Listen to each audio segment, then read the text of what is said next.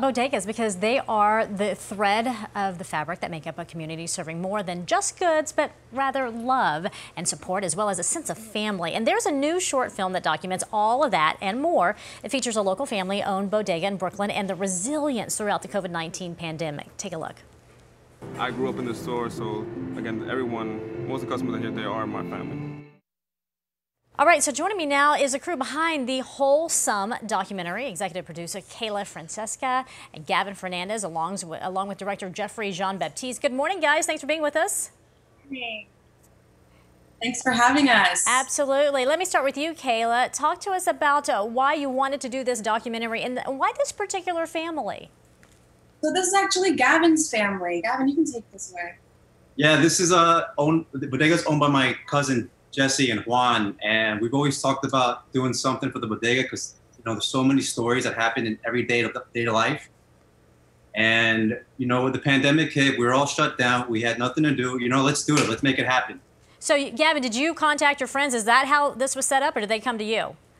Well, I knew Authorized Dealer Films, which Kayla and Jeff work with, and they were like, "Yeah, we're working. We offer cameras. Let's make it happen." And we just got together, and within a day, we were shooting. Yeah, Kayla, go ahead. The representation.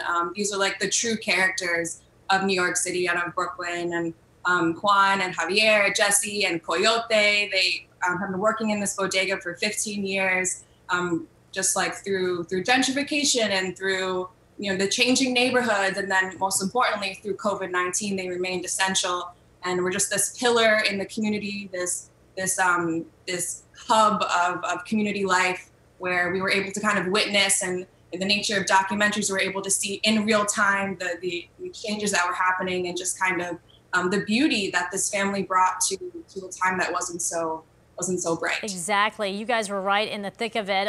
Jeffrey, let me ask you, trying to shoot this during the height of COVID-19, what was that like? I think it was really interesting and sort of important for us, because what we're about is kind of telling different stories. And since, I feel like the bodega is, everything about New York, there are other places in the world that, they have stores that are homages to bodegas and bars and things like that, and they never really get a fair shake. So it was important for us to try and to figure out how we could shoot. So I think, sort of seeing where we were going to go, even without, the larger sets working, trying to figure it out and figure out how to be safe, especially considering that we were working with, people that we know and right. Well, Gavin, let me get to you again, because this is your family, and I know you're probably a little biased here, but how important are bodegas to the community and the people who run them? They connect everything. You walk in there, and especially a New York City bodega, you got all walks of life, all cultures. Everyone has their story. Everyone's got their problems. It's like you take a bodega worker, and that's a New Yorker. That's a human. Yeah. So many stories. It is really the fabric of our communities. And Kayla, before we let you go, where can people see this documentary? Sure. This documentary is available on the Authorized Dealer Network on YouTube. And stay tuned. It will also be streaming in some festivals. So we hope to keep it alive and make the impact as large as we can. Absolutely. Quickly, before we go, Gavin, one thing that we learned about bodegas that maybe we would have not known had it not been for this documentary. Best coffees in New York. Of course. And it's at your family's bodega, of course, right? Of course. Exactly. Hey, best of luck to you guys. It's a wonderful thing that you're doing to showcase these bodegas, and especially one particular family. Yeah, do you have a bodega cat?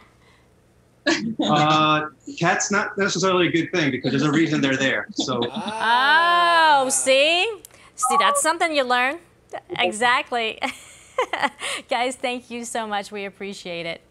But that's a really good point, because we see so many bodega cats, right? And some of them get taken. I thought the one by my apartment was the cutest little cat. Just a pet. There's two of them. Just a pet. And they're always there greeting you. Now I know why.